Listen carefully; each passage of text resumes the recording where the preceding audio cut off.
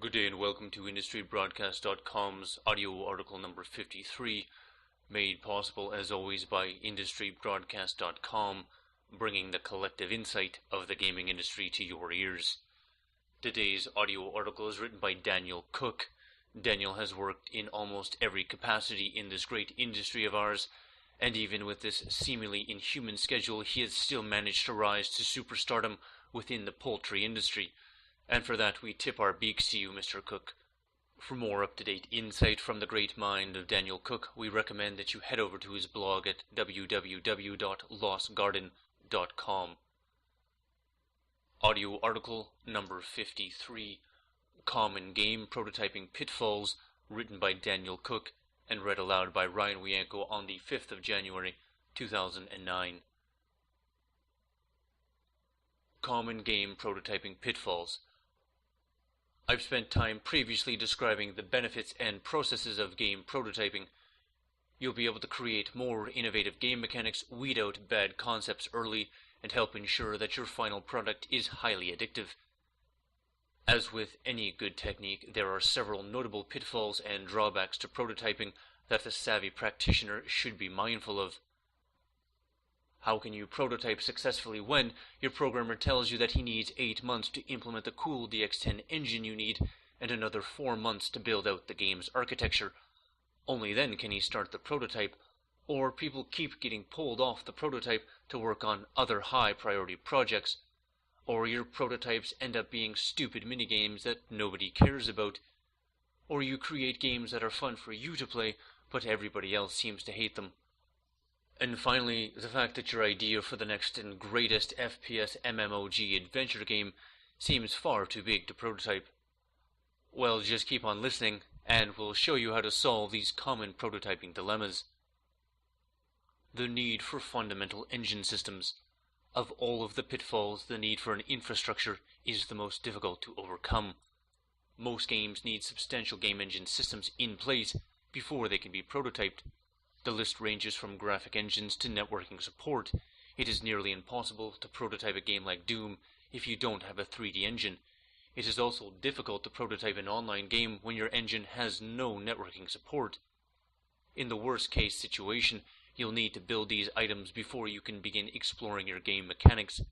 This is costly, time-consuming, and gets in the way of the real task at hand, which is rapidly exploring a series of game mechanics. In many cases, I've seen momentum for a project completely extinguished. In others, the spirit of prototyping is lost. There ends up being so much effort invested in the infrastructure necessary to support the particular game idea that it becomes politically unreasonable to radically transform or even kill the concept. Solution: use an existing engine. My recommendation is to use an off-the-shelf or pre-existing engine that has most major support systems in place.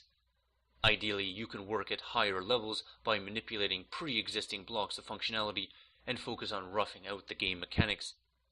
I've seen great successes with multimedia tools like Flash and Anarch. Those with a bit more of programming background can do amazing things with Torque or other off-the-shelf engines. When selecting an engine for prototyping, be sure that it is more than just a rendering engine. Having pre-existing systems for handling simple physics, collision detection, player movement, pathfinding, and input device support can make your life much easier. The misplaced urge to create a sound architecture. The spirit of prototyping is one that is best suited for off-the-cuff hackers and geniuses. In mere hours, a prototype needs to be playable such that the feedback cycle can begin. Hackers, though deadly in the long run, will cobble a prototype together by hook or by crook. The code will stink, but it will work. Geniuses, on the other hand, will get the prototyping up and running just as quickly, but they'll have enough experience to give themselves room in the code to build a competent architecture. There is a third group that believes deeply in good architecture above all else. This group will spend 3 weeks creating the most beautiful data structures the world has ever seen. If we don't insert engineering speak here, we will be screwed. To which I reply with any chosen expletive. Unless you are talking about engine systems, most prototypes do not need to be overly robust architectures to test the basic gameplay. In fact, it can be quite damaging. Consider the downside of perfectionism at the prototyping stage. In the prototype The Secret Lives of Aliens, I had proposed a core game mechanic based on a conversation simulation. Building that out is a good chunk of work. Instead, we went with the stupidest mechanic possible, and within a couple of hours had discovered that the entire system was simply not fun from a gameplay perspective. If we had spent the time to build a robust conversation system, the project would have been delayed by weeks, and major momentum would have been lost. Solution: set strict time limits on architectural work. The goal is to create a prototype that can be critiqued, trashed, and thrown away. The goal is not to create a finished product. There is a time and a place for spending copious amounts of time on your architecture, and the prototyping phase is simply not it. Depending on the personality of your team, this can be your biggest project management challenge. The importance of project momentum. I am going to harp on the importance of project momentum when it comes to prototyping. Very few prototypes have any sort of official buy-off and are generally seen as thrown-away activities. Prototypes are one small step forward from game design ideas, and everybody knows that the game ideas aren't worth a hoot in this industry. Everybody has a dozen in their pocket, and 99.9999999% of them will never turn into anything. In the grand pecking order, prototypes are almost always projects of low individual value. If a prototype is not showing results, team members will begin to focus on other ideas, or project management will move team members to higher priority activities.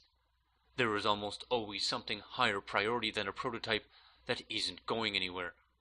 A prototype becomes something more valuable when it is an enjoyable minigame that shows great promise. At this point, people begin to get excited about the project. They'll put in the extra time if needed, and it becomes more difficult for the project to have its resources taken away. A project with momentum can go through a dozen iterations in a short period of time. A project without this momentum might hit 2 or 3 iterations in the same amount of time. Both projects can have a killer game design idea at their core, but poor execution of prototyping phase will kill off the low momentum project before it even has a chance. Solution: prototype early and prototype often. Focus on early results and do everything you can to keep the momentum going. Promote your early successes and outline the immediate short-term steps you are taking towards success. A roadmap with clearly defined, visible chunks of meaningful functionality can be a great help in organizing your work effort. By making each chunk of work small enough to easily build, you ensure that there is always a constant stream of interesting results coming in from the prototyping project. Avoid long gaps between prototypes at all costs. Locking in mechanics too early and reducing the scope of the game. When you get the first prototype up and running, there is an urge to immediately perfect gameplay in all possible ways. Common critiques tend to be very detail-oriented, such as: is the text readable, does clicking on the character have a satisfying feel, and is the timing on the respawn too fast?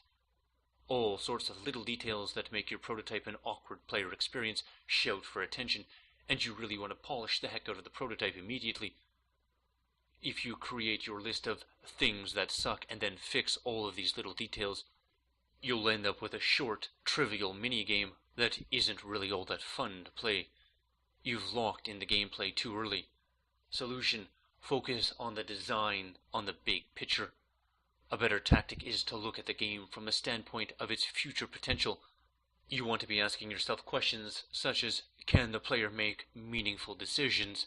Is the player getting the feedback they require to make good decisions? Are the major risk and reward schedules in place? What is the pacing of the experience? And finally, is there enough meat here to hang the rest of the game on? These higher level questions will reveal fundamental problems with your gameplay and point to additional systems that must be added. Often by making big and then paring the game design down to its core elements, you'll end up with a prototype that has the foundation for some major gameplay elements. getting feedback from the wrong users. Game developers are sometimes the worst testers. They are expert gamers with intimate knowledge of the system. Their natural bias is to make gameplay more difficult and less intuitive. Let me tell you of a classic tale of a title called Galapagos. It was roughly an action puzzle game that involved manipulating the 3D environment such that a little creature could find his way through to the level exit. Watching a developer play the game was a delightful experience. The camera would swoop dramatically around your little creature like a Star Wars platform zooming about, arriving at the location at the very last second. It looked like a lot of fun.